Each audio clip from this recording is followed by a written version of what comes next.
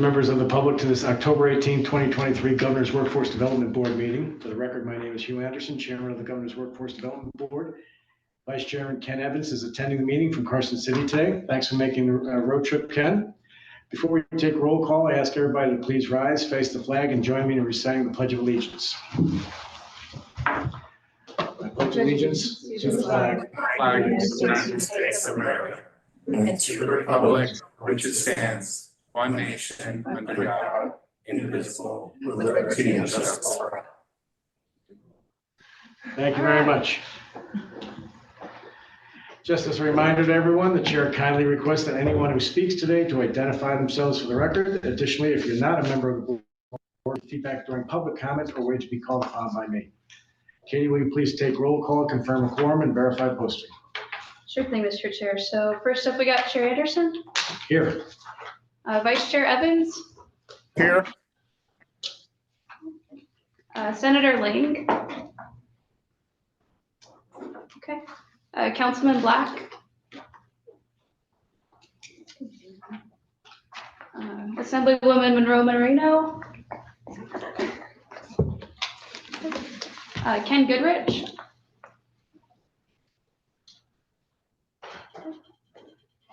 Susan Brager. Lawrence Montrose. Derek Jimpy. Here. Thank you. Gina Bon Jovi. Here. Lori Caldron. Ryan Woodward. Yes, I'm here. Thank you. Robert Benner. Here. Kevin Landry. Here. Irene Bustamante Adams.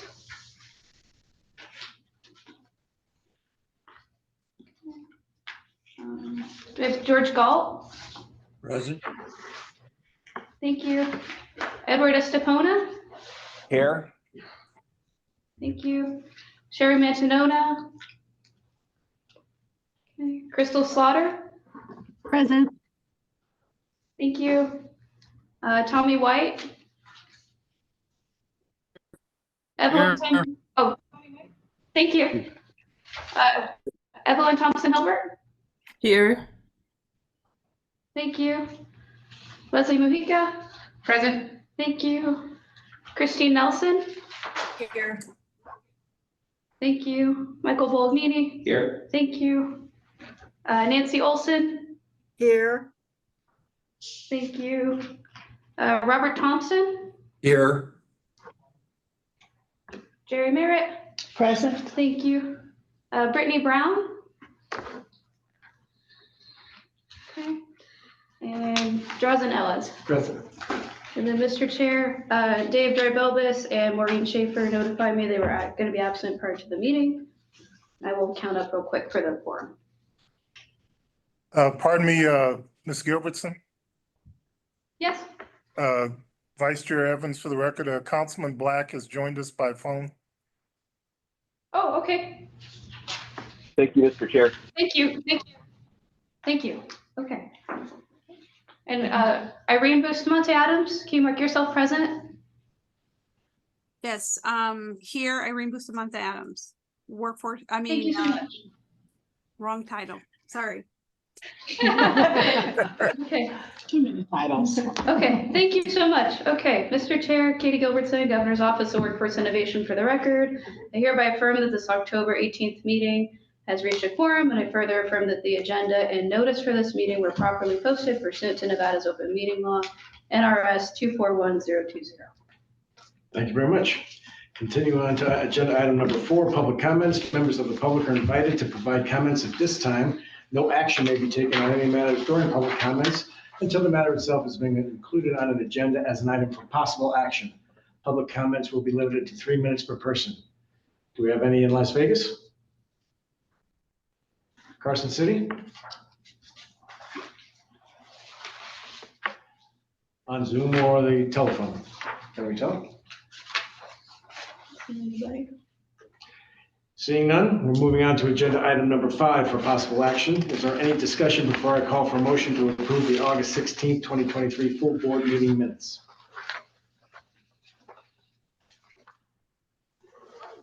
Hearing none, I'll call for a motion to approve. Motion. Second. Any further discussion? All those in favor? Say Aye. Aye. Any opposed? Any abstentions? Please let the record reflect that the motion carries. There was an There was an exception exception. here, Christine Nelson. I'm sorry? For the record, Zachary Alexander, there was a abstention from Christine Nelson. Thank you very much. Moving on to agenda item number 6 for possible action, the chair recognizes Janice Klein, ESD Program Chief from Dieter, to discuss the revisions to State Compliance Policy 5.9, State Compliance Policy Procedure. Welcome, Janice. Thank you, Denise Klein, for the record. Page 1 of the actual policy addresses state compliance policies and Governor Workforce Development Board bylaws, which is one of the changes that we made. On page 2, under policy and procedure, the third paragraph, substantive changes to policy initiated either by state staff or local boards must be approved by both the Governor's Workforce Development Board Executive Committee and the full board for ratification. Non-substantive changes to a policy require only Governor Workforce Development Board Executive Committee approval and are defined later in the policy under the definitions. Under publish for public comment, we edited Governor Workforce Development Board, local workforce development boards. We took out Dieter, and Nevada Public Libraries host a static message directing interested parties to the Dieter website where documents will be posted requiring public comment. These items will be posted for 14 business days. A public comment form accompanies each posting and will be automatically directed to WIS for review and consideration. On the footer of this page 2, it also just defines revised per the Department of Labor requirements from a September 22 monitoring and revised per the Governor Workforce Development Board bylaws, which was updated August of 2023. And then on page 3, made a slight change to the substantive changes, adding SCP, which is state compliance policy, and requires the executive and full Governor Workforce Development Board approval. So Dieter WIS is asking that the board approve this and ratify this so we can put it into our policy. And it aligns basically with the bylaws that the Governor Workforce Development Board approved in August. Anybody have any questions? This is Mike Bellanini for the record. So the only question I have is where it says where documents will be posted requiring public comment. I don't know that we require public comment. We offer the public the opportunity to comment. We put requiring, this was part of a DOL finding that Dieter was discovered during the monitoring of September 22. And DOL recommended, they didn't say require, but they recommended that we post any state compliance policies for public comment. So are you recommending a different word there, or we put I requiring? guess I would say where documents will be posted requesting public comment as opposed to requiring public comment. Because we can't require the public to comment on something. Okay, We can request. good point. We can make that change. Thanks, Mike. Any other comments or questions?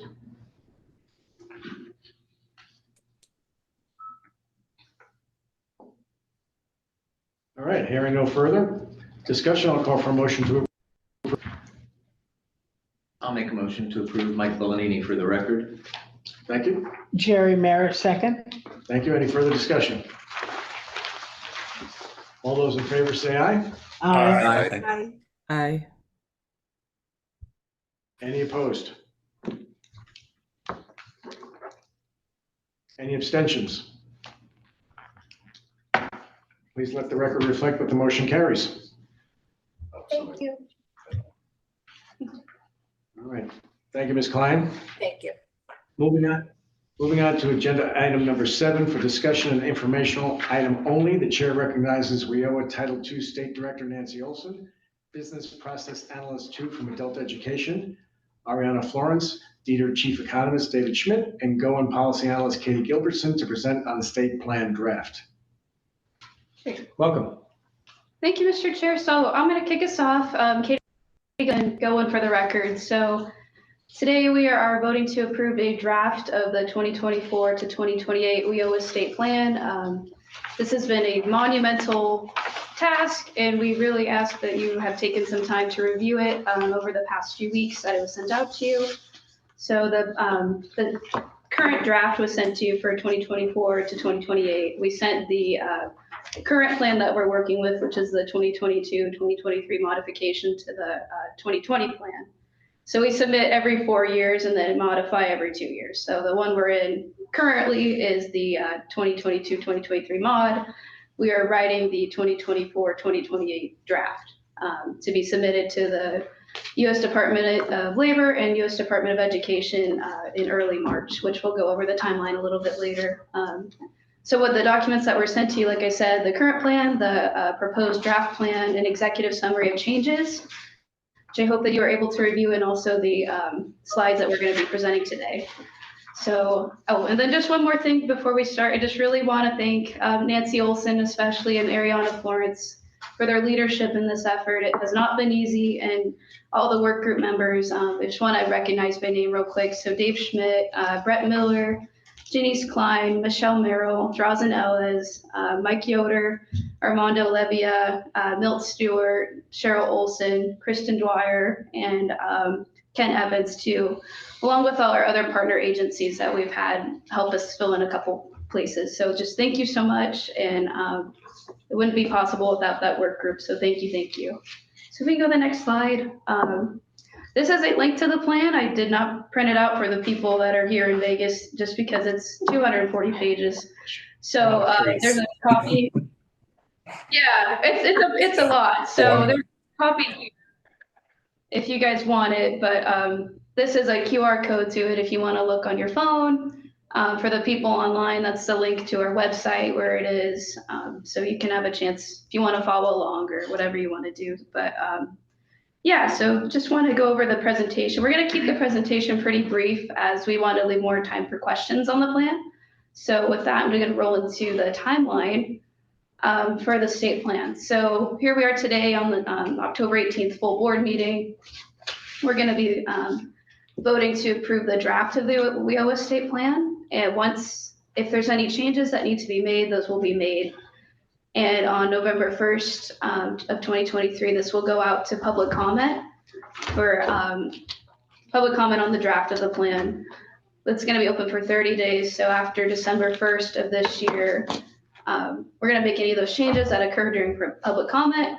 On December 11th, we plan on sending the draft WIOA state plan to the governor's office for feedback, as this is his board and his plan. So we want to make sure that we receive that feedback and get in unison with his vision. So we're going to be sending that to him. He's going to have it for a month for January until January 12th, 2024.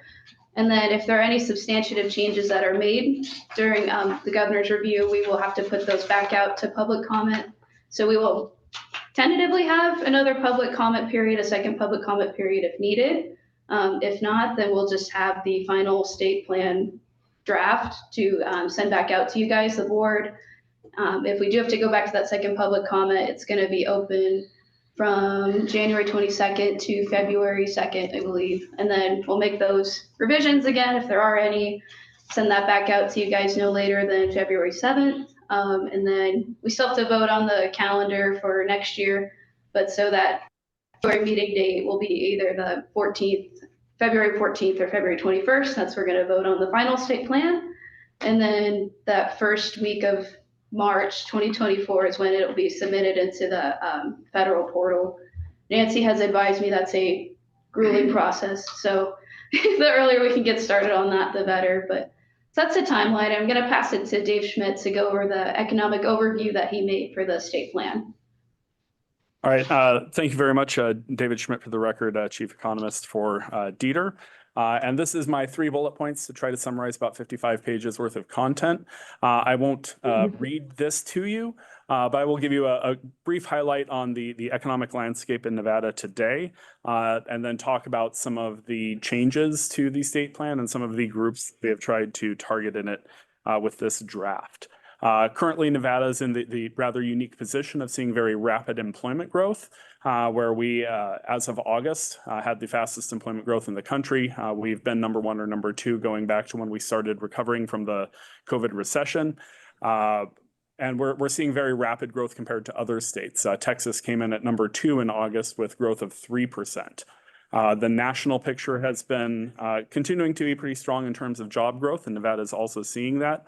But we are growing rapidly at the same time that we have the highest unemployment rate in the country. Nevada's unemployment rate has averaged around 5.5% for about the last year and a half. It's leveled off there as we've come out of the COVID pandemic. Part of the reason that we're high is because we have a lot of people coming back into the labor force. We have a number of people who have been unemployed for a short period of time and are unemployed for a reason other than having lost a job. Either they're a new entrant, they're a re-entrant, or they quit their previous job. And the increases that we've seen there have pushed our unemployment rate up by about 1 percentage point. We would be closer to 4.5% or less instead of 5.5%, but for people coming back into the labor force in a way that they generally aren't in other states. Seeing the increases we have in short-term unemployment and people who are unemployed for reasons other than job loss, there's maybe 3 other states that are in about the same ballpark where we're seeing increases in both of those areas. And so it is a positive sign for our economy to have that higher unemployment rate because we do have people re-engaging with the workforce.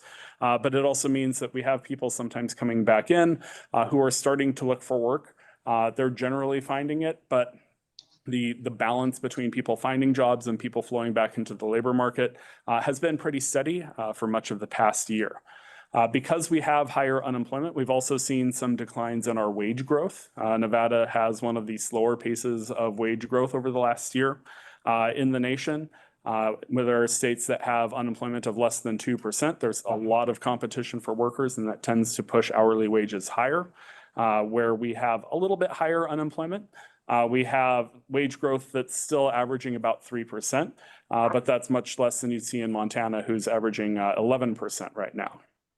And so we're in a roughly balanced place. We're not in the middle of a recession. We're not like we were in the 90s or early 2000s where we were growing by 6%. Things are generally more moderate. Population growth is generally slowing. And as we have, in some ways, an aging population with the baby boomers, participation has been a bit lower nationally than it has been historically, although recently national labor force participation did get back to the level that it was not just before the COVID recession, but before the Great Recession. And so as we see more younger people entering the workforce, that is reversing some of the effects that we've seen from the aging baby boomer population. But there's also a lot of shifts with the number of skills that people have and the education levels of people in the workforce.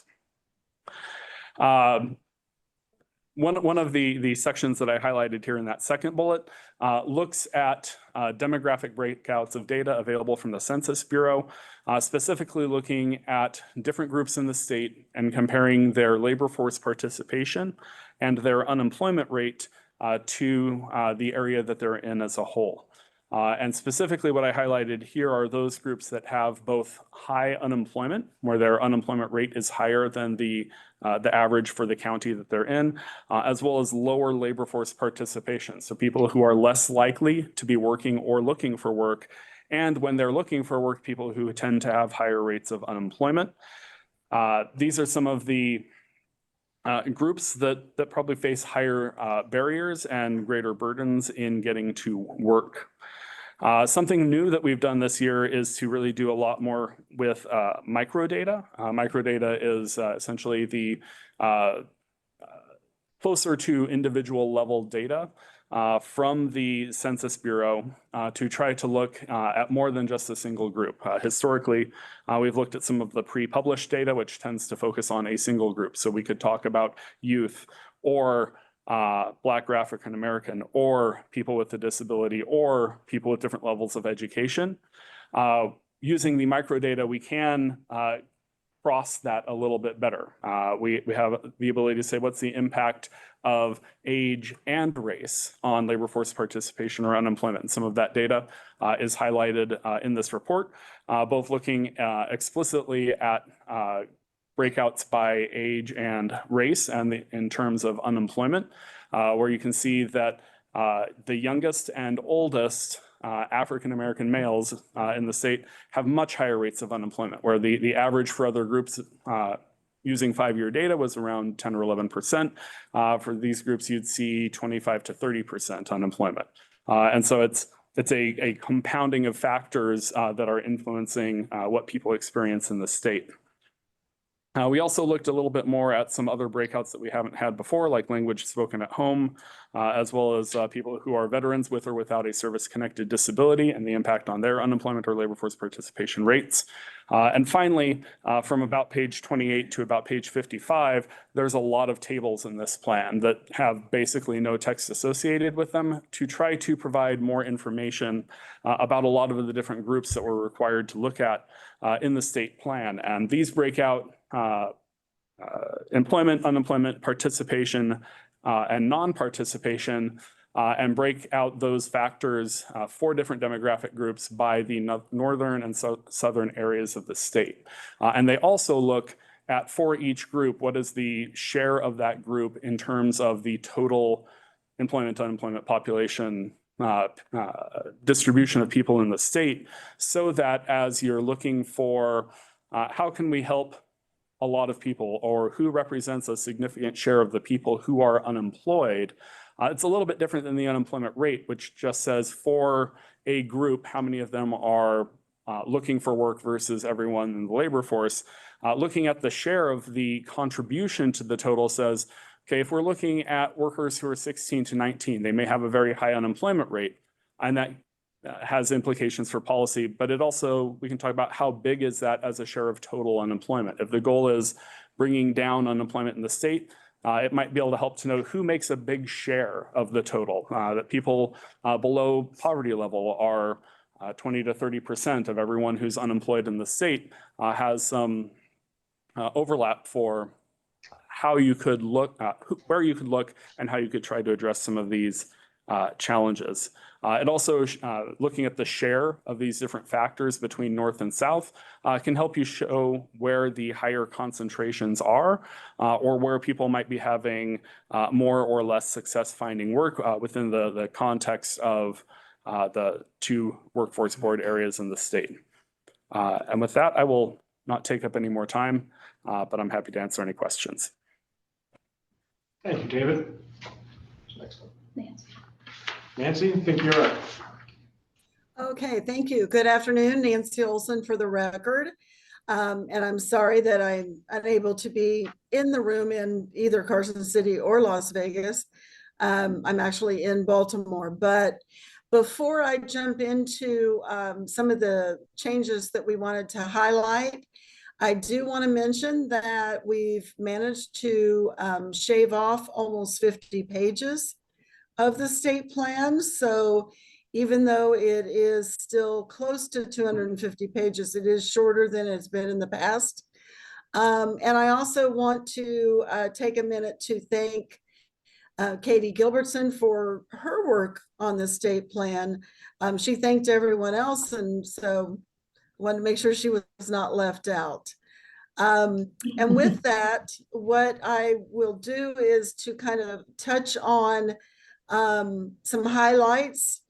We have really narrowed down the goals and strategies to make the goals more general in nature, but more targeted towards, the populations that we've just talked about with David.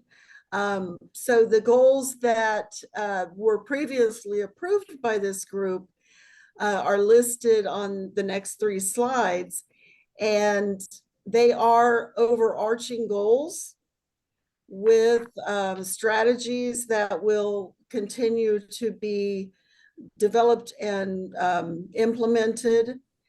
And so the idea is to have the 3 overarching goals instead of probably 15, and make sure that we are able to monitor and implement these goals. So this group previously approved the goals. You see here the strategies and then the proposed measurements for those strategies. And again, we will take this and develop it further to allow for monitoring the implementation. So the first overarching goal is to increase the engagement with those populations that have high unemployment or low labor force participation. And then focusing in on strategies that are high priority. Sorry about that. Next slide.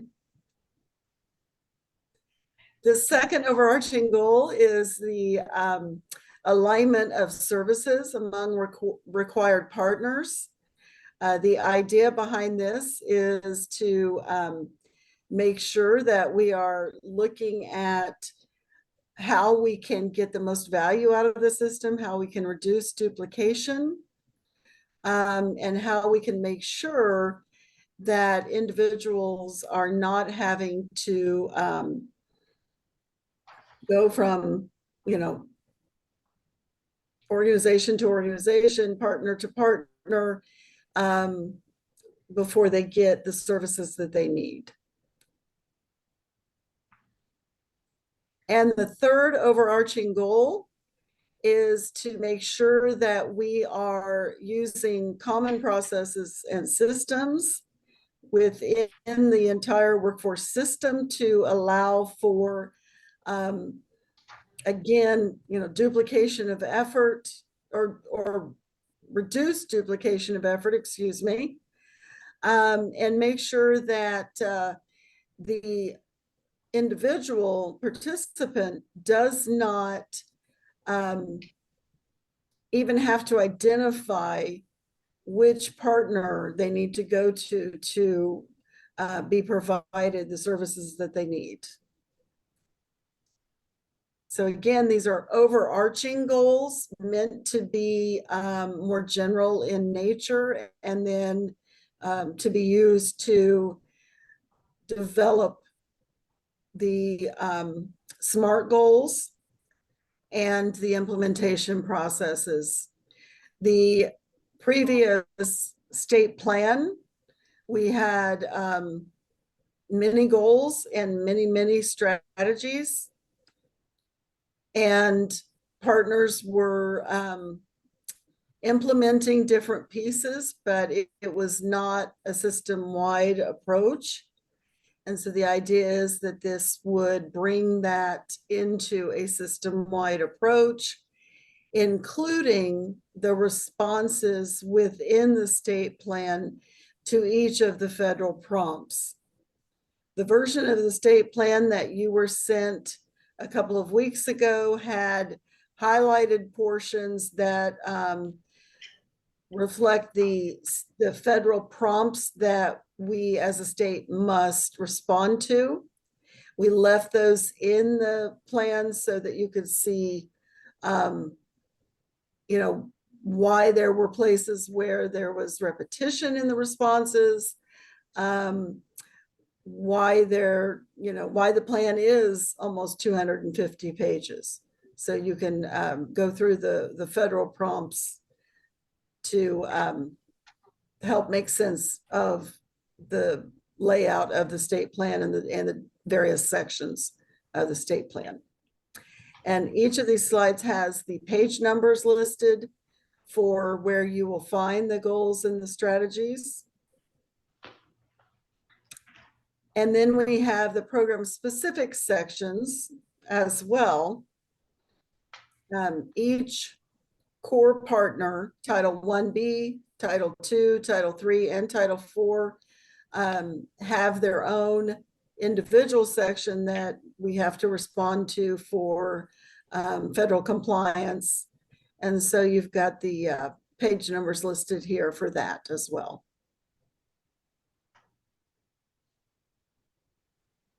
And I will be happy to take any questions. Thank you, Nancy. Katie, do you have anything to add? All right, we'll entertain questions for Nancy, Katie, or David. Ariana's not up. This is Ryan Woodward for the record, and I just thank you for putting this all together. And I apologize, I only got through about 100+ pages of this plan and reading through everything. It is it's very comprehensive, but I want to specifically, Nancy, ask you questions about your section specifically. I'm trying to go back to it in the plan. So as I think about, you're talking about very general and no goals that have any teeth in them, nothing that we can measure to say, did we achieve? And you're sounding like that's on purpose. So I guess I'd like to understand that. But let me, before I ask that, I want to say the whole purpose of WIOA is to align employers' needs and job seekers' needs. And it seems this whole plan is developed around job seekers and the government's our efforts in the state of Nevada to help those job seekers, but I don't see anything in this plan around employers. I noticed on page 60 or page 15, there's a graphic in there that shows the top 10 jobs that are needed in this state, and 8 of those top 10 have zero need for education. Maybe a manager job in a kind of a entry-level position, like not career type jobs. Like the needs in this state right now from an employer's perspective in this plan are very, very basic. I was surprised that there wasn't more in this plan talking about here's what our employers need in Nevada and here's how we are working to meet their needs. Because that's what WIOA is all about, is aligning both sides, needs of employers with needs of the job seekers. And a lot of the substantive parts of this plan are addressing, here's a lot of individuals who we want to participate more, who we hope to be able to get to participate more. But I'm trying to understand, how are we aligning the needs of employers in there as well? And how are our goals set up so that employers are engaged in this process, so that we are setting them up for success as we try and develop a workforce for their needs? And maybe I can stop there. That's a lot that I just threw out. Okay, Nancy Olson for the record, and part of it is that, like I mentioned, we are responding to the federal prompts, but the analysis that David Schmidt has completed in the first section, I believe speaks to the gaps in the workforce, but I'll let David take that question. I will tell you that there are sections on specifically Title 3 that deals with employers a great deal. So there definitely is that in, later in the plan. The first 100 pages of the plan really deal the most with that economic analysis that David spoke to, and then getting into the goals and the strategies. The goals, you're correct that the goals were specifically written in a way to be overarching and to not be very narrow in focus as far as, the type of SMART goal that we normally would want to see. That was intentional.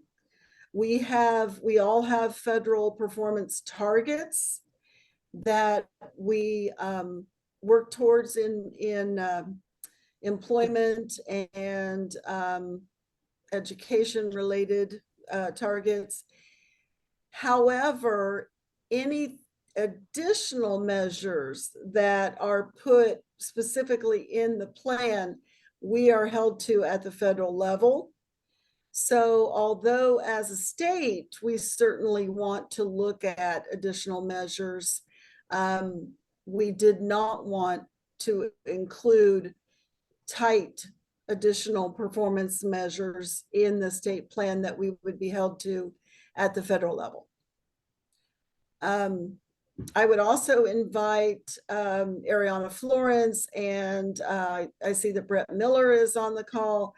I would invite both of them to respond if they would like to, and then certainly David Schmidt as far as the employer gaps. Pardon me, Mr. Chair. Ken Evans here, Vice Chair. Ms. Olson, could you very briefly touch on the role of the state plan as an augmentation to address Board Member Woodward's concern, please? Thank you, Mr. Chair. Yes, Nancy Olson for the record. Yes, one of the things that this group has discussed at length is to have a strategic plan that would be a very much shortened document, like 2 or 3 pages, that would really develop those measurements and strategies from the state plan to be a living, working document. So we are looking at going forward with the development of a more strategic document that would pull from the state plan and then lead into the implementation piece of the state plan. Ken, does that get to what you wanted? Okay. Yes, ma'am, that introduces it. And then there's another agenda item where we're going to pick up on this specifically. I'll stop there. So Mike Bellanini for the record. So I guess, Nancy, my question would be, what's the risk of putting more specific goals? Because you said if we put more in, we're held at the federal level. But if that's what helps us achieve what our ultimate goals are, which is getting workers with the right skill sets to fit the job our businesses need, why is that a bad thing? Nancy Olson for the record. I definitely do not think that at the state level that it's a bad thing. But at the federal level, in the Workforce Innovation and Opportunity Act, there is a section on sanctions for states for not meeting performance targets. And if a state falls under sanctions, in Nevada, we could lose well over $1 million in federal funds. So we have pretty stringent performance measures at the federal level as it is. And the work group and the strategic planning subcommittee felt at my recommendation as well, that we didn't want to add to that and significantly increase the risk of falling under sanctions. Irene, you had a question? I do. Thank you, Mr. Chair. Thank you, Nancy, and to the rest of the group. I know that this task is not easy, and since I've been observing it for over 5 years, I realize how difficult, and I appreciate the fact that we're moving towards a more active strategic plan to be involved. So thank you. My question is, I do like the overarching goals, the way that it summarizes it. My question is, did we, and I haven't read, like Ryan, I have not read the entire 200 pages, My question is, does it set specific timetables to when the measurements are supposed to get done? Because I don't know what the consequences, and that maybe that's not the right word, or the teeth to be able to enforce to the fact that we are going to make progress in a referral tracking system or common intake. So is there a timeline, and what are the consequences if one of the WIOA titles, at least the core partners, doesn't deliver on the measurements that the group is seeking? Nancy Olson for the record. So each of the core partners, of course, has a governing body that or an agency that they fall within. This group, you know, we report to this group. We intend to discuss additional reporting measures that we report to this group. That's part of what we wanted to include in the strategic planning that Ken mentioned. So as far as consequences, you know, there is a limit outside of each of the eligible agencies as far as, you know, what the consequences are. But in the previous versions of the state plan, there was not the follow through on, you know, we had all these steps, all these strategies, all these goals, and there was no next step as far as implementation was concerned. So I Ryan, think you want a this question? goes further to that. Thank you, Yes. Chair. It's Ryan Woodward for the record. Nancy, thank you for addressing this. Again, you guys are putting this all together. We're trying to read it, digest it. I know I was a part of the prior plan approval like a month before it was submitted. And so going through this process this time is so helpful. So a couple of things I want to add on, a question to add on to Irene's question, and a statement to make with Mike Bolanini's statement that I would love, since I'm not in this every day, I don't know what your federal standards are. I don't know what it is you're being held accountable to in each of our groups. I would love to see more teeth in our goals to be aligned with those, at least, to be able to say we're hitting where our minimum net federal standards are, so that this whole entire group knows, hey, we're shooting for X, Y, and Z. I don't know what that is, but because I don't know any of it, it looks like there's no accountability today. And the question that I have for you, Nancy, is who ultimately, this is related to Irene's question, who ultimately is responsible if this plan is calling for a lot of collaboration, a lot of systems working together, a lot of things, braided funding and other ideas, which are phenomenal. Who ultimately is responsible if that doesn't happen? Who, I use a business term, and I maybe it's not appropriate here, but who has hiring and firing authority for this working or not? Who gets all the accolades when it goes really well? Who doesn't? Who gets the heavy hand if it doesn't go well? Who's in charge? I really don't know. So Nancy Olson for the record, and the Workforce Innovation Opportunity Act is a little tricky because it gives the authority to the governor's Workforce Development Board, which technically gives the authority to the governor. Yep. For, you know, each of the eligible agencies. However, the authority obviously falls with the governor for each of the eligible agencies, but the governor's Workforce Development Board is more of an advisory group, more of a coordinating group, because each of the eligible, or, you know, each of the core partners falls within an eligible agency, and therefore the governance structure falls within that eligible agency up to the governor. So it is a little tricky as far as the governor's board is concerned, because there's not direct authority unless you go up to the governor. However, each of the core partners does have performance measures that performance measures and performance targets that are reported under the state plan in those individual sections.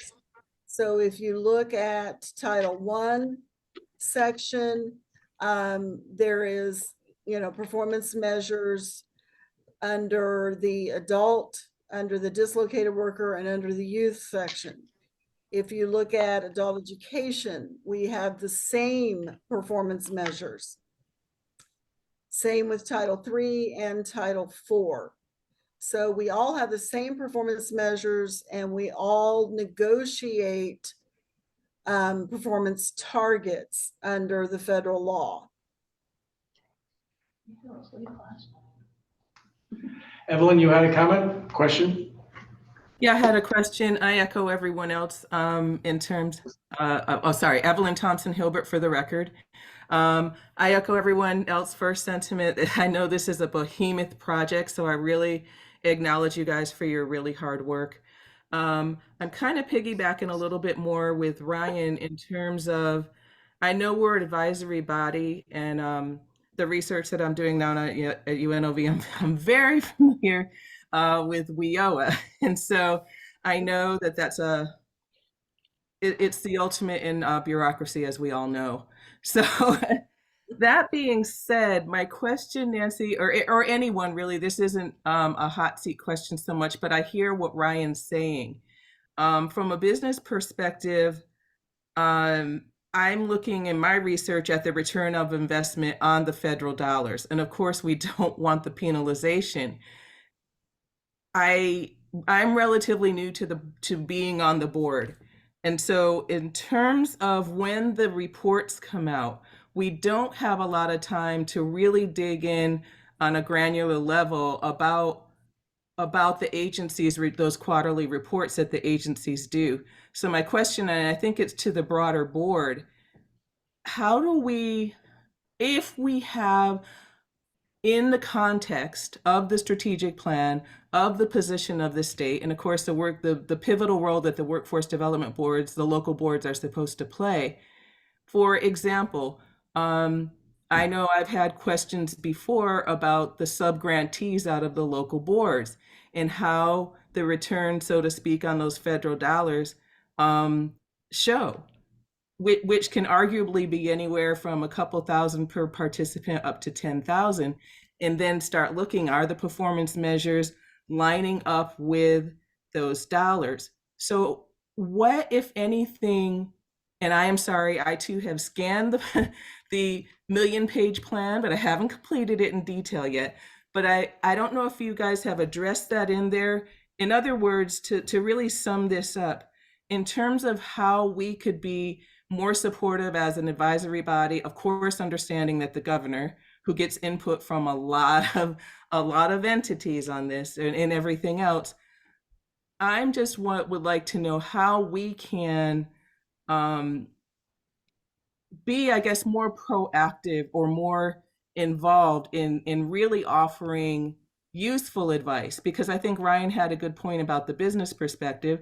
And by now everybody knows, I think Vice Chair Evans has identified me as the advocate of the people that we serve. So I think that it's important for that balance. But when I see that we just look at those reports every 3 months, my question is there anything in there, or what more for those of us that are interested in diving deeper with that, can we do, and is it accounted for, or is it a matter of having another committee maybe to really dig in deeper with that? I know that was a lot. Sorry. Yeah, Mr. Chair, if I could intervene. Yep, thank you. Ken Evans, for the Vice Chair Evans, for the record. Absolutely, and this is to all our colleagues on the board. The questions are great. They're right on point. Yeah. They're leading us into next steps. I'm on a conference call. Mr. Gall, can you mute? I muted him. Perfect. Okay. They're leading us exactly where we want to go. In fact, I see another presenter from another state that's going to give us some additional insight about steps that they did. The bottom line is this, so I'm not verbose. The intent of the strategic plan is to extrapolate out of the compliance-oriented plan that we have to meet the needs of Department of Labor with. The intent is to extrapolate out of there. We already touched on those overarching goals, but the intent is to take those overarching goals, develop them further, turn them into a 2 to 3 page strategic planning document that will actually have some discussion in it about implementation, metrics, and then when it's all said and done, be monitored and reported on in a real-time manner such that we are positioned as a board to provide some advice, maybe in some instances, influence the governance of our workforce development system. So without going on too much, that's the intent. And what we're hoping is that, and y'all teed it up greatly. There are a couple of board members that we're hoping will be part of the effort to develop that strategic plan, and several of you have already spoken up today. Thank you. Thank you, Ken. We have another question up from Carson City. Thank you, Chair. For the record, Christine Nelson, Dieter. So first meeting, but I totally get what you're saying, Ken. This is a compliance document, right? The state plan is a compliance document. And this is my 3rd iteration of state plan work. And in previous state plans, we put in things like Ms. Olson mentioned that got us into, we didn't go, it was everything in the kitchen sink, right? In a state plan. So the strategic plans strategy, I think, is a good one, and it can be controlled at a state level, which I think is where we want to be and measured at state level. My only concern or question, I guess, is has the governor's office been involved at all? I know that he and his office will get this for a 30-day review period, but just knowing, based on working with him and his administration for the short time I've worked with them, he may come back with something that totally is different than what's been worked on. So I would personally recommend that office and he get this draft, whatever it ends up being, sooner than later and sooner than the 30-day period. Just so you all don't do all this work and then have something come back and you have to start from square one. So that'd be a recommendation for that. And then I just had a question and a comment about the industry sector council inputs to the board. I haven't been watching the board since I've been out of that realm for a while. So I don't know how much involvement they've had or will have, but to the gentleman, the other board member's point, that is your feeder from an employment business employer perspective of the need in the regions. So if they're not involved, like as a board member now, I would like to see that engagement, that involvement, because that really informs us as a state group of what each region and what each employer group needs. And so I'll leave it at that. Thank you. Mojica? Leslie Mojica for the record, and I apologize if I'm out of order or this is not the appropriate time to bring this up, but I think at the last meeting, we had all requested that the reports be a little bit more tailored to show achievements and success instead of just reports that people read off, and that they all be uniform so that we are better at targeting, to quote Mr. Ryan saying, so that we have more teeth in our goals, so that we are able to maybe put something in the plan that we're going to be able to answer with these reports that we're thinking of developing. Do I make any sense? Absolutely.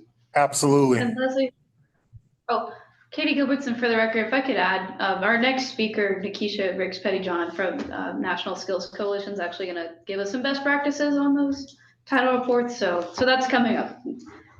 Thank you. Do we have any other questions or comments on this section? Oh, we do.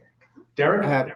one more. Derek Jumpy for the record. Vice Chair Cannon and the board. I just want to make sure that I'm hearing, I'm hearing everyone clearly that, I think, Nancy, I think when I first joined the board, we heard this, that, hey, there's not really much we can do around the WIO estate plan at this point, right? It has to go through, or if not at that point, when it will be late, we will get fined. So at this point, it has to move forward.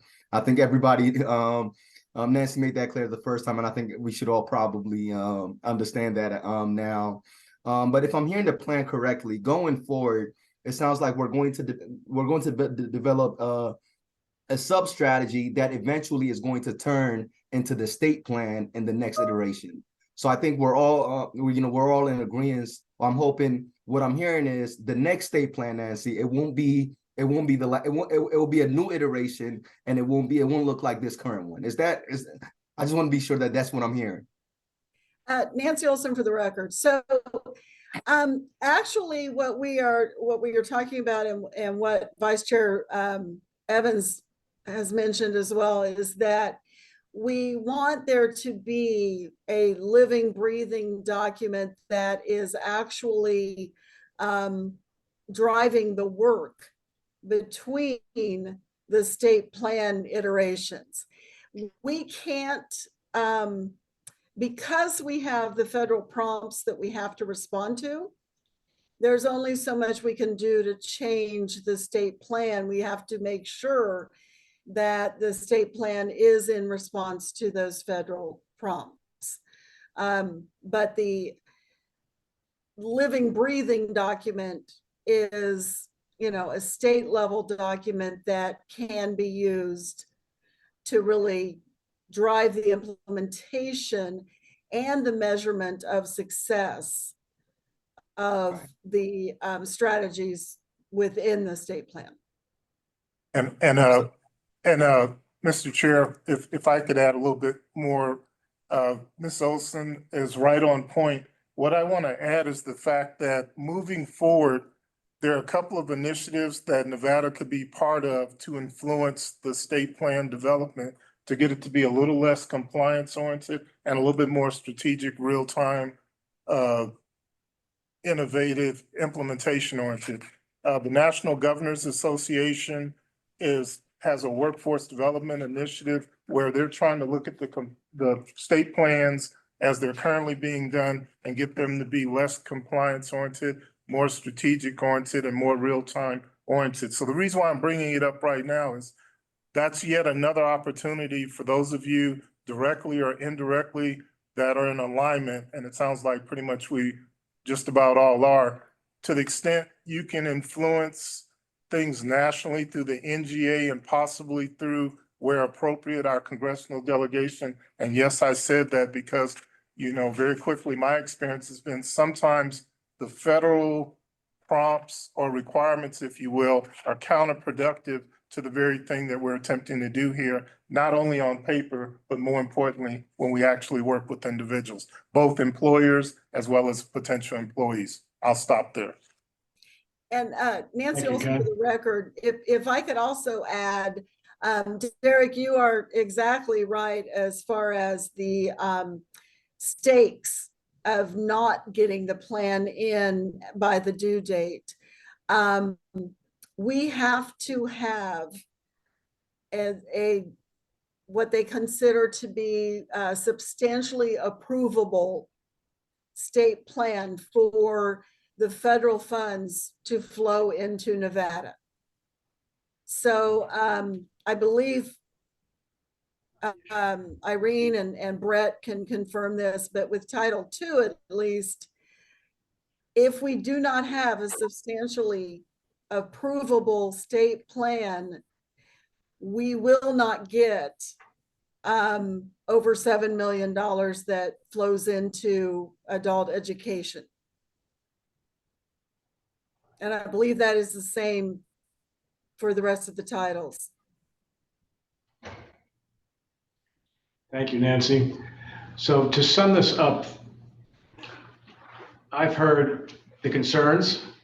I also recognize what we have to do, and I've sat through Nancy, correct me if I'm wrong with this title, the findings meeting with the DOL, where they sit down with Nancy and various interested parties from the state and say where they want to see more compliance, as it were, different check boxes. And in the meetings I sat through, we came through with very good colors, and they were just minor things. So we need to do the housekeeping of getting this report submitted in a timely fashion and done. I believe it was Christine who talked about having input from the governor. Ideally, the governor will see that we put together a very compliant report for the feds and the DOL. Off we go. I'm holding this committee accountable for the data and the teeth-driven agenda that we all want to see. And that comes through the state plan and our executive summary of what we want to see accomplished in a given year with given targets. So if everybody is comfortable with that commitment, then I think I'd be comfortable asking for a motion to approve the plan as it is now, recognizing that our subcommittee structure that Vice Chair Evans is supervising is going to get the job done to address the issues that we want to have in terms of real data-driven metrics, and real accountability. So move, Mr. Chair. If you're ready to entertain a motion, I'd like to proceed. Thank you, Irene. Do I hear a second? Jerry Merritt, for the records, I'll second. Thank you, Jerry. And is there any other further discussion? So Mike Spolanini, for the record, just to be clear, Mr. Chairman, that the intent is, this is, and I'm going to be very basic, but we submit this plan to get our check boxes from the federal government, and that we are going to focus as a committee on coming up with very tangible goals for very specific divisions of the state that we will then be able to hold all of our feet to the fire, that we're actually moving the ball forward in meeting those very specific goals with measurable objectives. You're absolutely correct. Any further discussions? Chair, All those in favor? Mr. Chair, I'm sorry. for the record, Chris Nelson. Yes, I heard your voice before. Yes. For the record, Chris Nelson, just a quick question. What's the purpose of the executive summary? What's its role? Is it just to inform the governor, or? Well, it's to start elevating the metrics that we want to be held to account. So we have a 250, 60-page document that's being submitted to the feds. And now we want to elevate out of that document the critical focus on where we want to see data and accountability. Edward Does that answer your question? Edward Estepona for the record. I've tried to simplify this in my mind so that, and I think I grappled with it to the point that this is exactly how I understand this, and this is how I think if we approach this. If you look at the 250 plus page report, it's very general. Again, let us check all of the federal so that we can get our money, basically. The purpose of this shorter document, whether we want to call it an executive summary, a shorter report, whatever we want to call this, okay? That is where we are going to put details specifically. So now we will work in conjunction with the local boards to make sure, again, everybody is collaborating and playing well, and that these goals that we're putting forward are things that everybody can move forward with. And I think if we can do that, then that is our living, breathing document that actually will change consistently as we start achieving things. And that we're always going to have at the federal level this document that we have to send so they can check it off so we can get funding. So until we can change the culture of the federal government and how their request for funding is and what they require from us, we have to do something that's going to work for the state of Nevada, not necessarily what's going to work for the federal government. So that's how I've grappled and understood this. Well said, Edward. Well said. Just to follow up real quick, Chris Nelson. So I understand that is the strategic plan, but there's a document that's attached that's called an executive summary.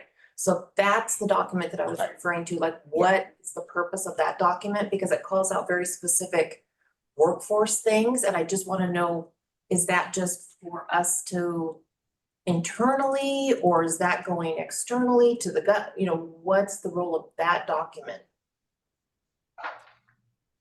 Nancy, I'll throw that to you. Nancy Olson for the record.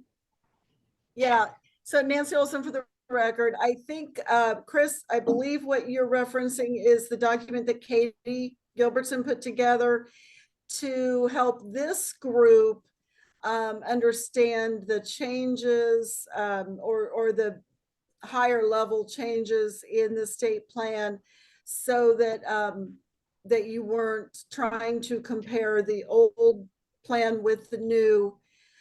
In the past, when we made revisions to the state plan, there was an executive summary that was page by page, you know, on page 5, this was changed. On page 25, this was changed.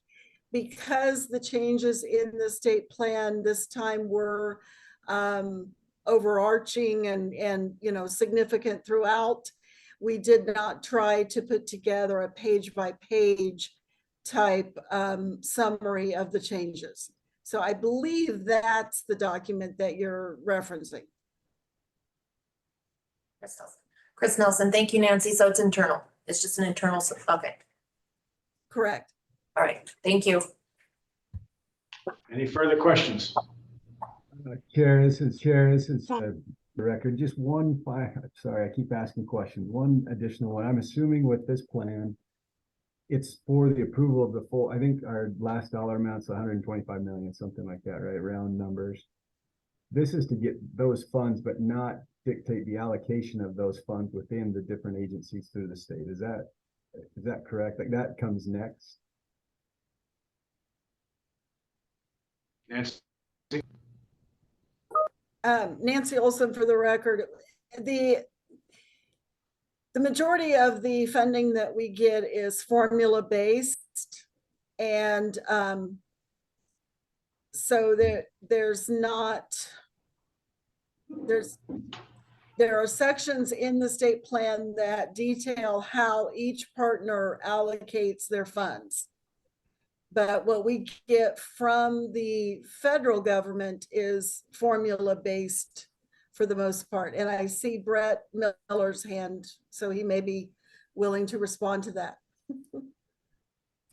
Brett? Mr. Chair, through you, Brett Miller for the record. So more directly, in particular for Title I, the state plan details how the formula funds that flow to the state are allocated down to do Title I services to the individual areas. So there's a formula that's detailed in there.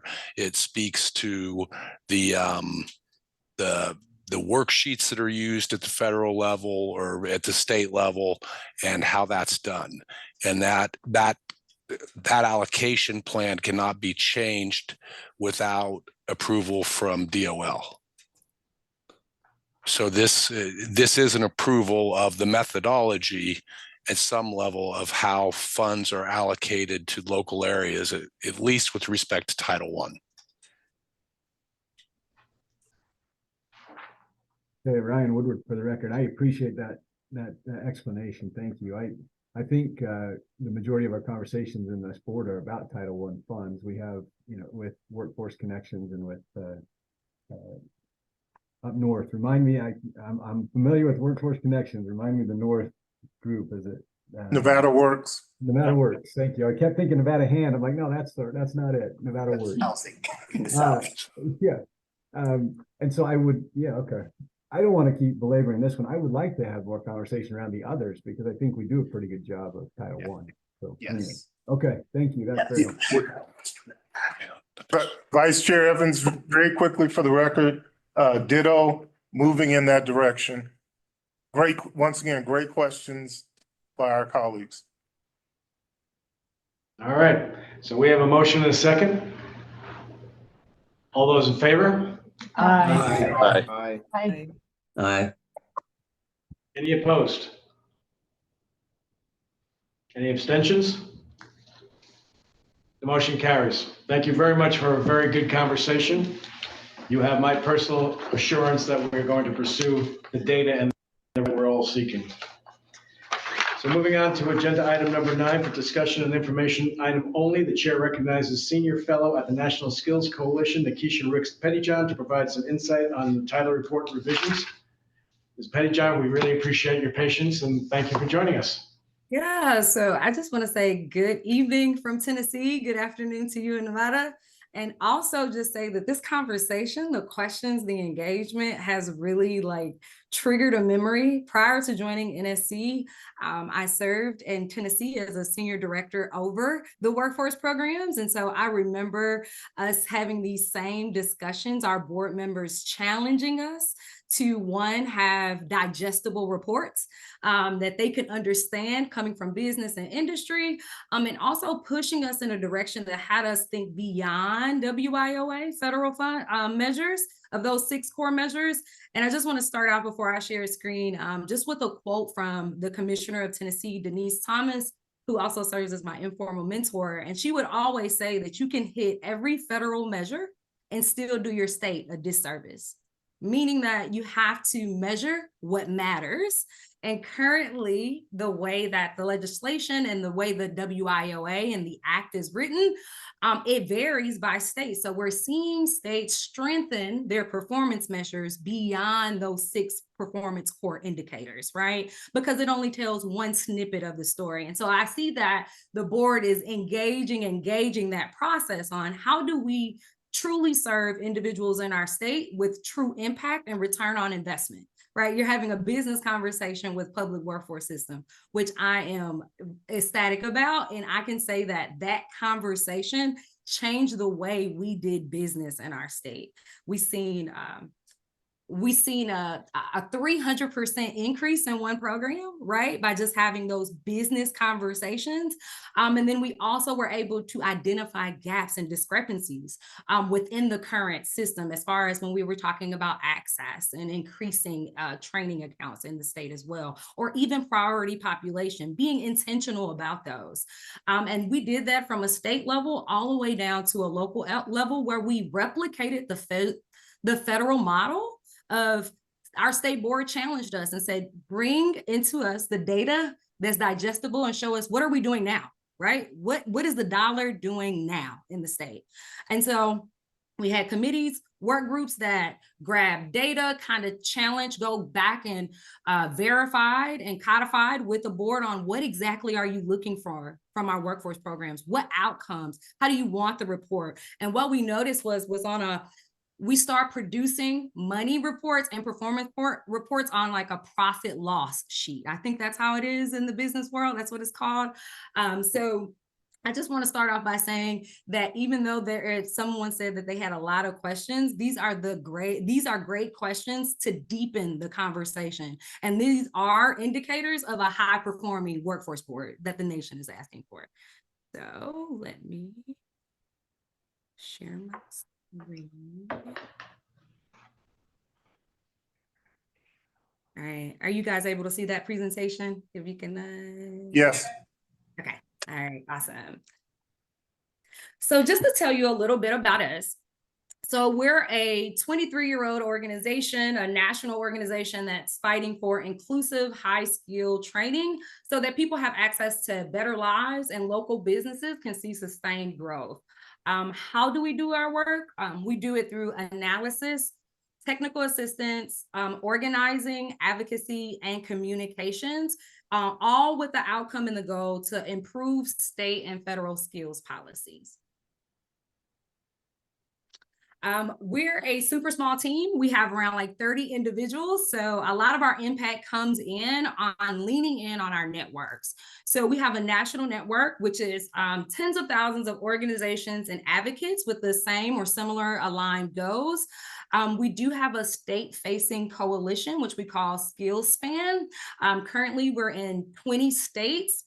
We also have an employer-facing arm of our organization, which is called the Business Leaders United for Workforce Partnerships. And so within that arm, that's where our small and medium-sized businesses come in, and they learn about the workforce system, the public workforce system. They share their challenges, but then they also advocate at a federal level on the behalf of businesses on how to change this legislation to make it more flexible and meaningful for states. And then, of course, we can't do anything without the worker. And so we have a special network that engages the worker's voice. So just to back us up, in fall of 2021, NSC and a set of national partners, we convened some listening sessions with some stakeholders from across the country. We wanted them to inform an initiative and help set some recommendations that we can share with our federal and state policymakers who were in charge at that time of implementing federal recovery dollars. So with the help of those national organizations, we convened 15 listening sessions with over 160 stakeholders coming from 140 organizations.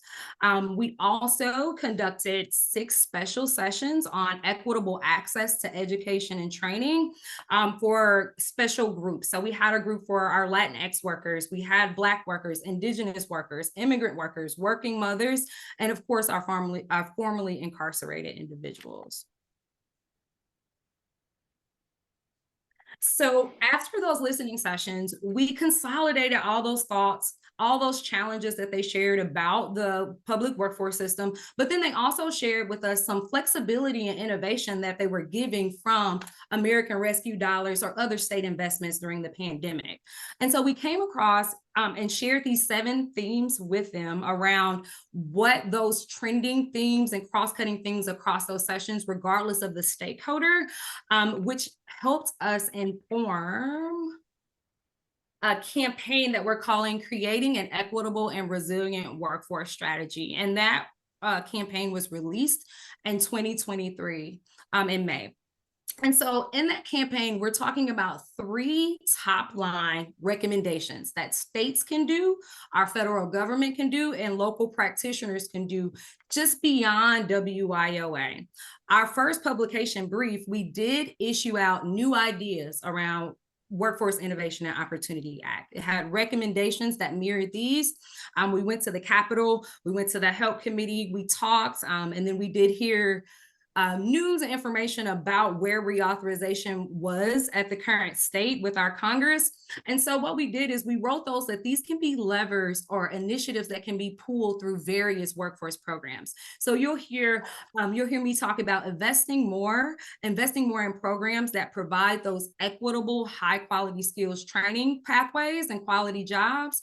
Investing differently, meaning how do we invest in a system and hold it accountable for our workforce system to contribute to an inclusive economy?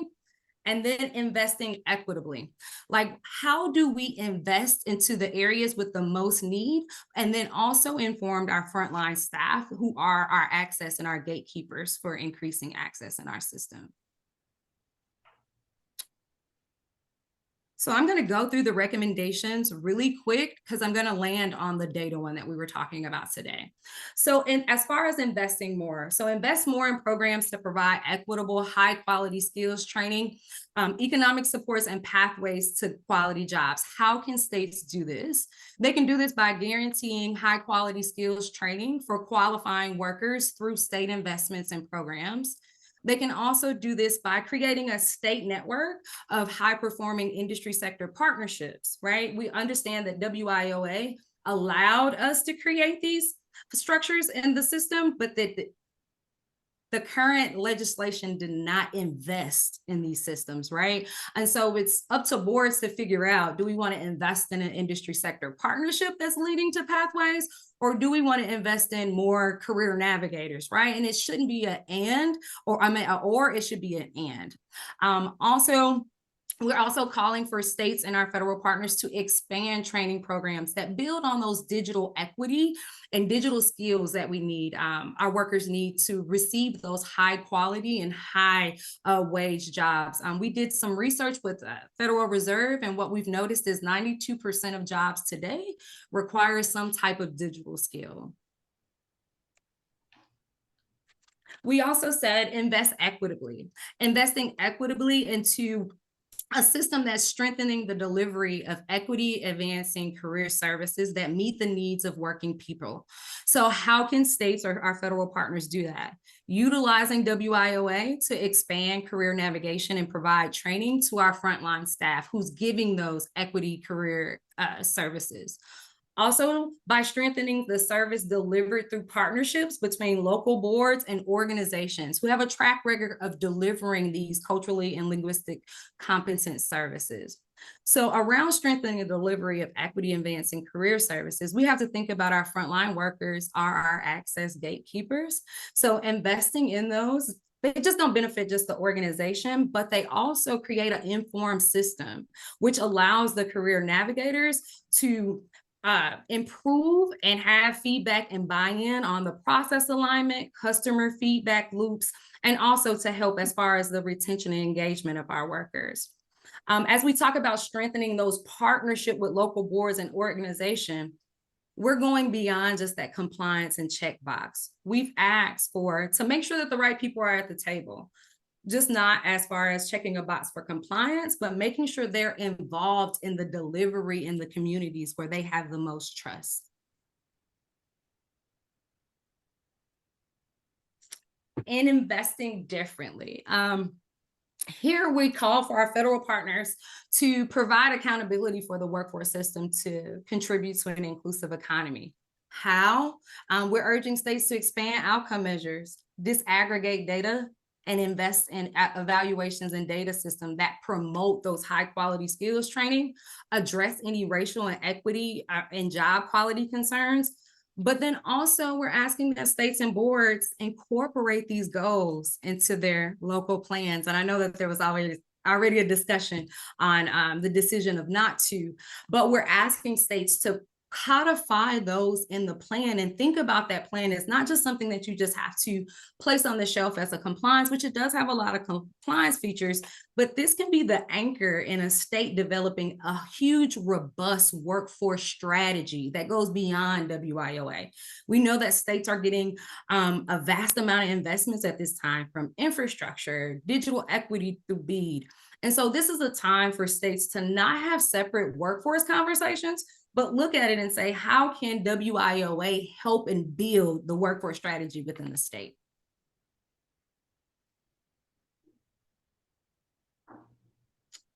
And so when we think about how can this be done, right? I'm just maybe a 30-member board member team. I only come in quarterly. I have a full-time job. Like, how is this done? How can it be done? Minnesota conquered it. And it wasn't that they did it in 1 year. So, and also Tennessee with the key performance indicators. That was a work of over 5 years. But I do want to just give you a glance in Minnesota. So what you're seeing here is just one piece of their dashboard and how Minnesota has moved and evolved into this disaggregated data genius. So Minnesota has disaggregated their performance data on workforce programs. So they've disaggregated it by race, ethnicity, gender, geographic location, age, education, and even housing status. With that information, they've created a publicly accessible dashboard that's located on their website. And from the dashboard, you can pick down different population groups and see how they're performing. You can also disaggregate it even further, because what they did is they put a special emphasis on prevalent immigrant populations that were in their state. So not only do you see the huge priority groups, but you're also seeing what's unique to Minnesota. And so they have data from outcomes, short, mid, and long-term employment retention, participants who completed training and not, who attained a credential, who didn't, what were their pre-wage versus their post-wage comparison, just to make sure that their pathways are leading to those high-wage quality jobs. And what they've done is with this reporting, and it first started off as a demonstration and or pilot program, they codified this in state statute, right? Which also brought in the accountability arm of all local workforce development boards and community-based organizations who administered any federal or state-funded workforce training programs. And so this created the shared accountability across the state and also that shared alignment of resources as well. When I was looking through the executive summary and the state plan, I too will say I did not read all 200 pages, but I did get to around 120.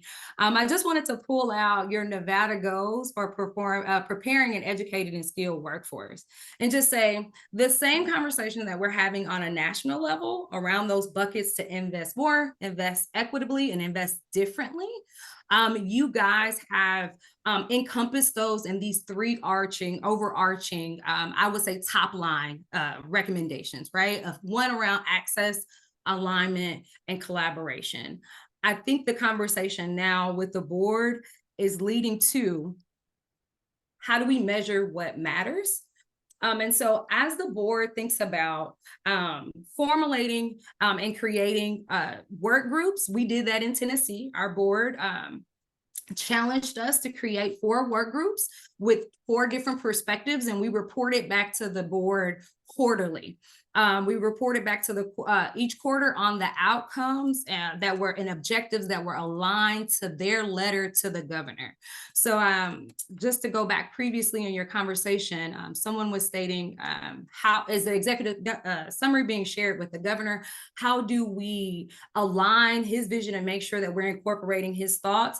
And in Tennessee, we had those same questions. And so what our board did was have a private training strategy session where there was no formal business being conducted, but it was a way for us to onboard and empower our board to ask those great strategic questions around alignment. And from there, the executive committee issued a letter to Governor Lee at that time saying how this board, his state workforce development board, was going to constitute and deliver on the promises that were not only outlined in the plan, but the goals of the state. And so as Nevada thinks about creating key performance indicators, what you're going to measure, is it going to be quantitative or qualitative? I just wanted to just place these questions on the slide just to have just some thought processing around, like, what do you want your outcomes and your goals to tell you about your WIOA funded programs? Once you figure that out, what data sources are you going to use? I think you guys were asking these questions today. Who's going to be accountable for that? How do you create a shared accountability for these measures? And then once it's implemented, right, who's going to review it? What entity is going to review it? How does the collaboration work? How does the information come back up to this foreign body to make data-driven decisions? And I'm going to stop sharing this one, and I'm going to show you a sample report from Tennessee.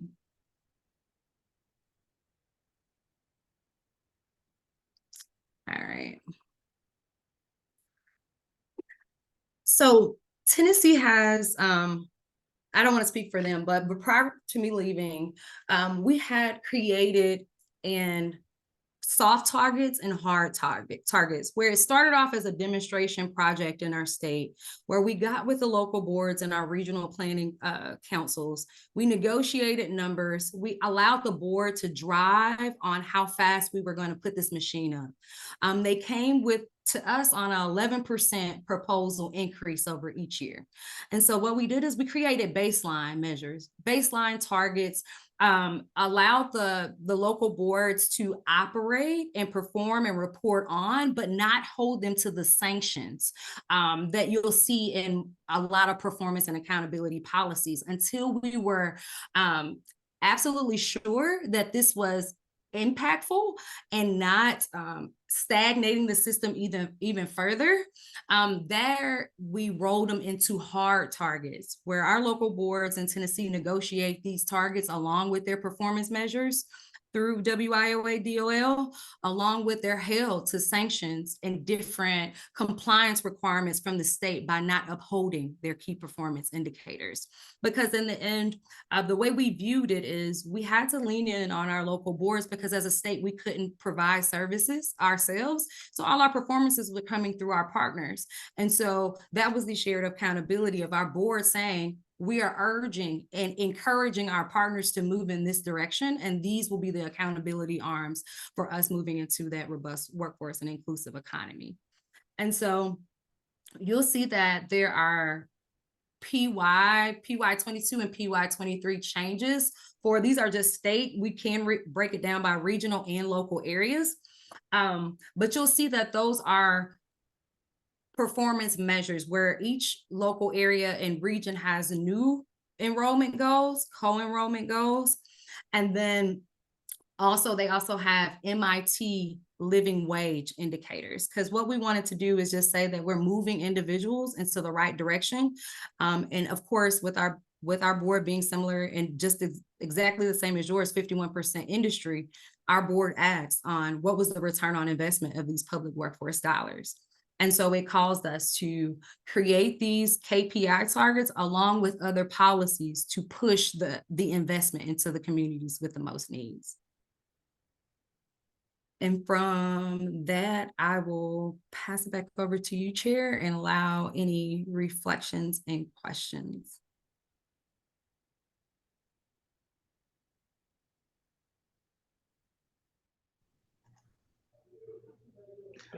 I do have one, Hugh Anderson, for the record.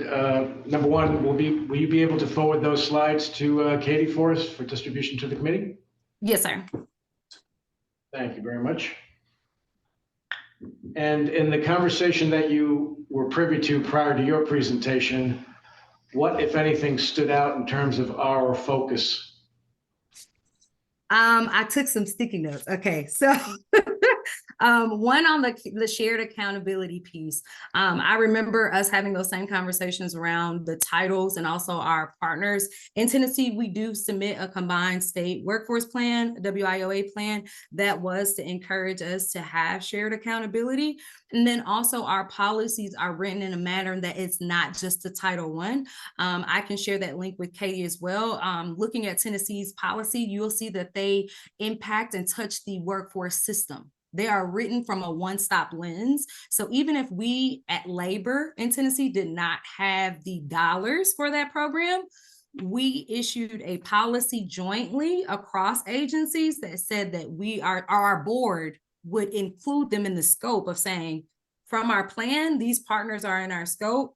From this is the shared accountability. Another thing I wrote down is a strategic training session. I think you have the possibilities as the administrator to have your board members come in and have a deep dive on training, right? To understand what are these performance measures? What is this allocation and appropriation?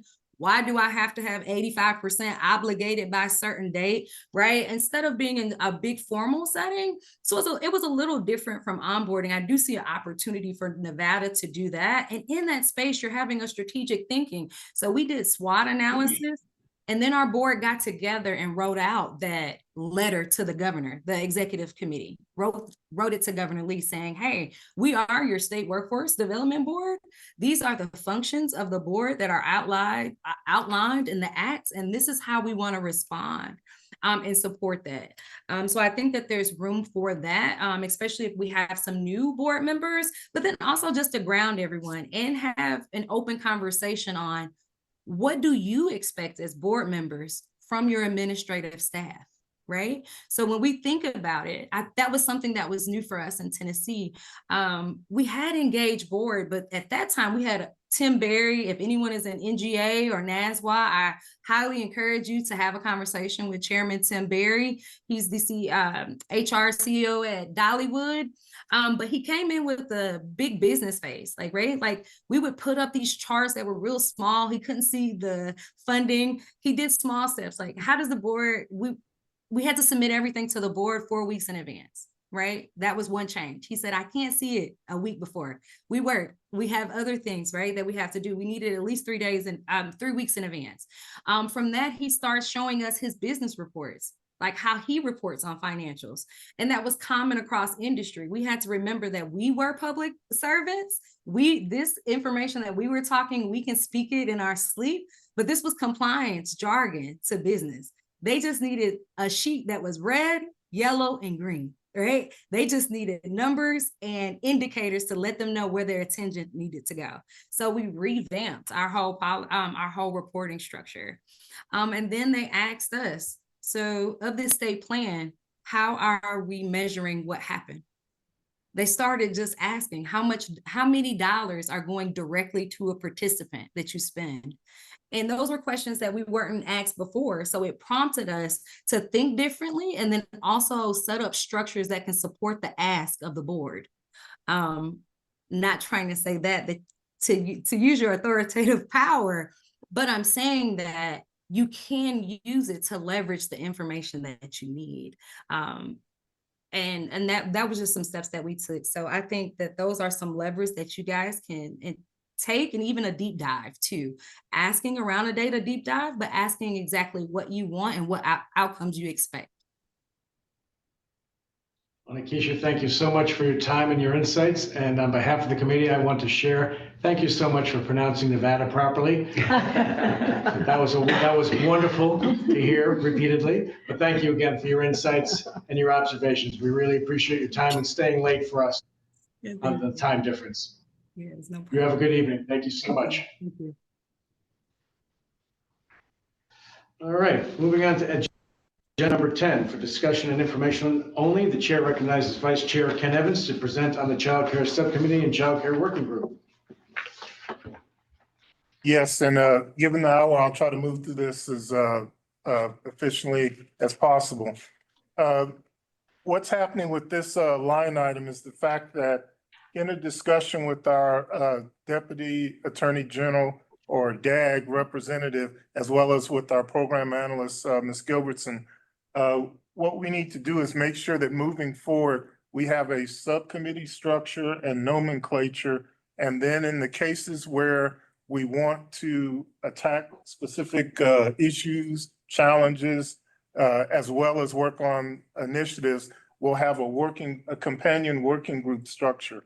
So to that end, one of the things we encountered is several months towards the end of 2022 calendar year, we had a child care working group, but from a nomenclature standpoint, we really should have it be referred to as a child care subcommittee because there are official requirements that we recently passed through a SCP. There's a certain structure and membership composition that's required for a subcommittee that we need to make sure that we adhere to.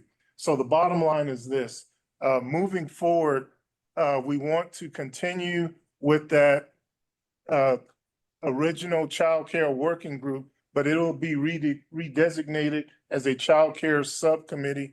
We'll take a look at the composition in consultation with the chair. I think we have a chair for that subcommittee already, but again, I want to defer out of protocol and process because it's ultimately the chair that appoints it, but we'll have that child care subcommittee. And then in addition to that, we will have a child care working group, which has already been constituted. And that's the group that, similar to the strategic planning working group, will do the actual work, meet offline in order to make sure we move forward. So very quickly, before I stop talking and entertain questions, what we're looking at is the 3 formal subcommittees will be the strategic planning subcommittee, the child care subcommittee, and then the barriers and underserved populations subcommittee. And then in addition to that, we've already constituted a child care working group. We also have talked about and initially had discussion about an IT working group. In addition to that, we may have some other work, well, actually the strategic planning working group. That's the group that I want to say, add my thank you to. It's that group that's done the heavy lifting the past nearly a year to get us to the point of getting the compliance plan done. But in addition to that, working on the more strategic documents. So the bottom line again is we'll have the formal 3 subcommittees moving forward. And then in addition to that, from time to time, we may have either some standing or ad hoc working groups that we form in order to conduct business on behalf of the overall body. And I'll stop there and entertain any questions. Any questions for Vice Chair Evans? Yes. Chairman, through you, Chris Nelson for the record. I'm just curious, if there are any others, why is childcare called out? Is there any other additional ones like the demand industry subcommittees or data accountability subcommittees? I remember from past iterations of the board, there were other subcommittees, so I'm just curious because I don't know. Yeah, to answer your question, Board Member Nelson, and for the benefit of the body, originally, we at one point in time did have a data or performance measurement subcommittee. What happened is that entity completed the dashboard and some other things, and so we sunsetted that subcommittee. My response would be, from time to time, we may have overarching issues like coming out of COVID. What we saw is that childcare represented a systemic impediment or barrier to accomplishing our overarching goals as a workforce development system. So as a body, what we decided to do was to create an actual subcommittee that would handle the high-level strategic issues and meetings. And then subsequent to that, we know we want to do, for example, a demonstration project for regional childcare facilities in the north, the south, and the rural jurisdiction or rural regions. So that'll be under the auspices of the working group to do actual work like that. So to answer your question, through evolution is how we came to the current subcommittees, and out of a systemic priority is why the childcare subcommittee, well, now moving forward, it'll be known as the childcare subcommittee, was formed with the understanding that there'll be a childcare working group to work actual issue on behalf of the board and the system.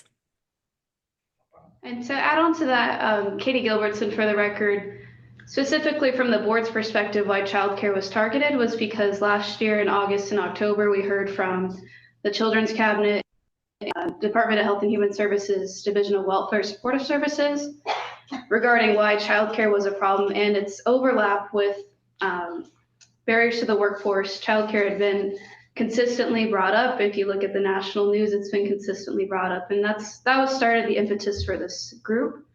And I wanted to just also add that what you're seeing on your screen is a timeline for our childcare work group that we're doing now. And also wanted to add that a member of the Children's Cabinet who presented last year is on this work group, is working in tandem with us to make sure that these goals are achieved, along with Ken Evans and board member Leslie Mujica, to make sure that these things get done in a strategic way and making sure everybody's involved. But unions also spoke up about the need for childcare because some don't complete apprenticeship programs due to the fact that, childcare is over $16,000 a year. Oh, I'm sorry. Leslie Mujica, I apologize. Thank you. Did that answer your question, Christine? Yes, thank you for the record, Chris Nelson. Thank you. All right, anything else to add, Vice Chair Evans? No, other than what I would recommend is the next agenda item. What that addresses is the ability of our chair, in compliance with the subcommittee requirements, to appoint a chair. And again, I think we have an individual that's willing to continue to serve in that role for the subcommittee. And then again, we've already got leadership structure in place for the working group. And for the record, for the childcare working group, the co-chairs are board member Mujica and then Ms. Kim Mullen from the Children's Cabinet. Robert Thompson for the record. Carissa Loper from the Welfare Division, is she on any of these work groups? Or could we get her on this subcommittee? Ken Evans for the record, absolutely. We, on the working groups, yes, we're open to pull people in to participate on the working group. For the subcommittees, there's a composition structure that we have to pay attention to. So people external to the board are not excluded from participation with the subcommittees. It's just that we have to maintain a composition compliance. Whereas with the working groups, that's open to whoever. We attempt to be as inclusive as possible with the working groups so that we get all perspectives and everything we need to move forward. So short answer to your question, yes, absolutely for the working groups. And then yes, depending upon the compensation structure that we have to adhere to for the subcommittees. And before we move on to the next item, I just want to add that these working groups and subcommittees that we're establishing are not intended to create complexity or complexity, I guess is the best word for it, as compared to break down what we're trying to accomplish in terms of the key issues that this workforce board is intended to solve for. And by breaking down into these smaller groups, we hope to attack these issues and elevate the data that we can then accurately critique and respond to and make sure that we're getting the right bang for the buck as well as the right bang for the effort being deployed. So with that, moving on to agenda item number 11 for possible action. The creation of the Child Care Subcommittee and the appointment of the subcommittee. Is there any further discussion on these items before we call for a motion? Who are we looking at to be the subcommittee chair? Vice Chair. Sorry, that was Mike Bellini. Yeah, Board Member Bellini, Vice Chair Evans for the record. The individual that we talked to that got us off to a very good start with the previous entity that's now designated as a subcommittee has agreed to continue to serve in a leadership role. That would be Ms. Susan Brager, or Board Member Susan Brager. And the good thing is she's about action and results. So the intent very succinctly will be that the subcommittee provides that leadership and then the working group make sure we get the work done and report back to the subcommittee. Can I accept that as a motion, Mr. Bolognini? Yes, you can. Thank you, Mr. Chairman. Do I hear a second? Jerry Merritt for the record, I second. Thank you, Jerry. Any further discussion? All those in favor say aye. Aye. Any opposed? Any abstentions? Please let the record reflect that the motion. Christine Nelson. I'm sorry, that was an abstention? Yes, from Christine Nelson. Thank you. Let the record reflect that the motion carries, and I'd like to reaffirm that Board Member Susan Brager as Chair of the Child Care Subcommittee. So moving on to agenda item number 12 for discussion and information only. The Chair recognizes Dr. Tiffany Tyler Garner, Manager with the City of Las Vegas Department of Youth Development and Social Initiatives, and Vice Chair Ken Evans to present an update from the Barriers and Underserved Population Subcommittee. Okay, Vice Chair Evans here. Very quickly, what I'll share with you is that we're continuing to move forward with some pilot, I'm going to call them pilot initiatives.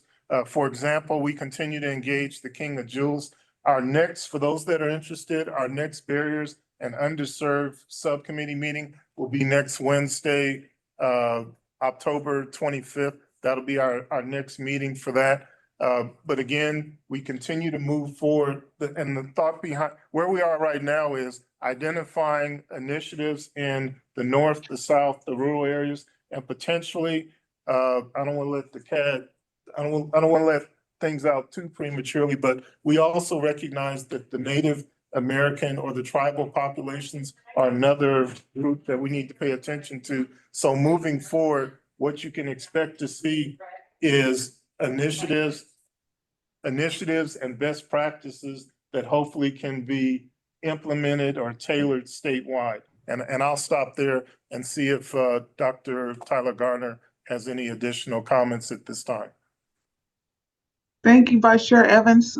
Only to note that in keeping with our commitment to ensuring statewide representation and an evolving focus on regional issues, populations, and system-wide issues, you'll see that the upcoming agenda reflects not only what will now be a standing report from Nevada Works around needs, but also some special issues, including a recognition of individuals with special needs in employment, so a presentation for voc rehabilitation, as well as a discussion and presentation on trauma-informed workforce development. Thank you. Thank you. Thank you both. Any other questions for them? All right, moving on to agenda item number 13 for discussion and information only. The chair would like to see if there is any new business from the board members. I'd like to remind everyone that the 2024 meeting calendar will be voted on at the next meeting. So if you have any dates that you know you will be unable to make at this time, please contact Katie. Anything to bring before the committee? Chair. Yes, sir. Okay. This is Drazen Ellis for the record. So I just wanted to update the board that Nevada Department of Employment Training and Rehabilitation, specifically vocational rehabilitation, in partnership with Nevada Department of Education, we have applied for and received a $10 million grant from U.S. Department of Education to essentially work on improving transition services and outcomes for children and youth with disabilities. So this is a pretty transformative project that we're hoping that will turn into what we're trying to accomplish essentially is central services for people with disabilities, specifically for students and children with disabilities and their families in one place, so that everybody throughout the state, doesn't matter whether you're rural or the rural areas or urban areas, everybody has the same access to all the services, and we are able to help those agencies as well create material and channels through which they can reach every Nevadan that would benefit from that. So, Johnson, Hugh Anderson for the record. So you said you received the grant? Yeah, we have just received the grant a couple of weeks ago, and are well, congratulations on that. So I don't expect you to give a response now, but what I would like to ask you to consider is this is a perfect example of, I think, what this committee is after in terms of you're receiving $10 million. You have a population you're serving. That population has certain metrics and benchmarks that you've observed historically. Would it be possible, I'm not asking for a response right now, would it be possible to see the impact of that $10 million on this population over the coming quarters and year? Would you be able to show us, all right, prior to the grant, here's X, post-grant, here's Y? I'm sure we can figure out a way, yes. All right, so I guess, I'm not asking. Yes, no, but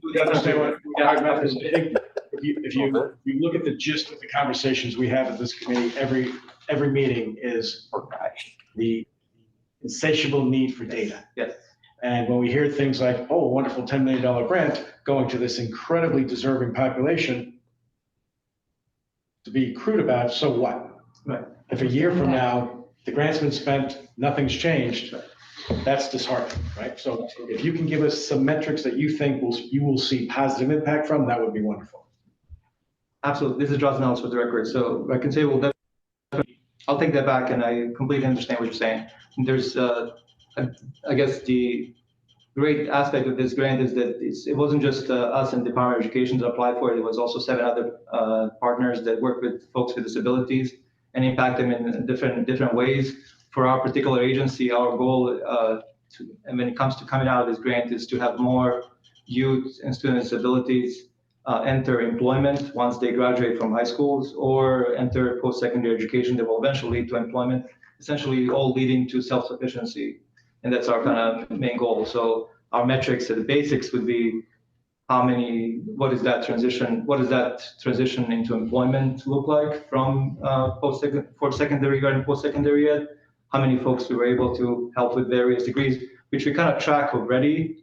So yes, to your point, we should be able to see a change or an increase, at least for our particular agency, but we can definitely with other agencies and possibly work on doing a presentation once we have all the plans figured out for the board to kind of talk about what the plans are, what we're looking to accomplish, and what the potential measurables. Well, if appropriate, if you could talk to Katie, because I think this would be a great agenda item to have a discussion about at the next meeting if possible. If that's too soon, then maybe the meeting after that. Possibly after that, but yes. Thank you. Oh, if I could ask this, Mike Bellini, for the record, is that a one-year grant? It is a 5-year grant. 5-year grant. So first, we have this is dropping off for the record again. So we have 5 years to expend $10 million. We're hoping that, and also there's timelines for the grant that within the first year and a half, we have to establish and create this platform where that the grant is asking for, or what the intent of the grant is. And then from there, have some operating expenses for the following 4 years to essentially just be able to get the project, make sure that it's headed in the right direction. After that, we will then work with all these agencies to figure out where we can find resources to potentially continue this going down the. Great, thank you. Thank you. Mr. Right, Chair. before moving on. Mr. Chair? Yeah. I'm sorry, very quickly, Ken Evans for the record. 2 things. First of all, administratively, Mr. Goodrich, I was remiss. He did inform us that he wasn't going to be able to make it today before the meeting, so he should be excused. And then the other thing I wanted to bring up, and this gets into the follow-up to what Ms. Board Member Bellini was just bringing up as far as reporting and monitoring. One of the working groups is the IT working group, and right now to lead that effort will be board members Derek Jemfe and Ryan Woodward. And this is a perfect example of where, you know, as one of my colleagues just pointed out, we have to have an IT system where the 7 partners that were mentioned can tie into both their local board as well as ultimately the state agency to make sure that we can report and monitor throughout the year. So that's something that the IT working group will be looking at is, do we have a system, or what do we need to do to have a system that can aid us in doing this? Thank you, Mr. Chair. Thank you, Ken. Before moving on, the chair kindly requests that any member of the board who arrived late after roll call was taken to please identify yourself at this time so you're marked present.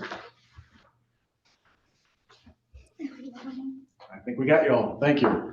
Moving on to agenda item number 4. Larry Montrose for the record.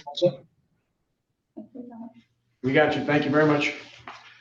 Agenda item number 14, members of the public are invited for final comments. No action may be taken on any matters during public comments until the matter itself has been included on an agenda as an item for possible action. Public comments will be limited to 3 minutes per person. Do I see anything in Las Vegas? Carson City? On the call? Seeing and hearing none? No further comments. I hereby move to adjourn this meeting. Thank you all for your participation and time today. Yes.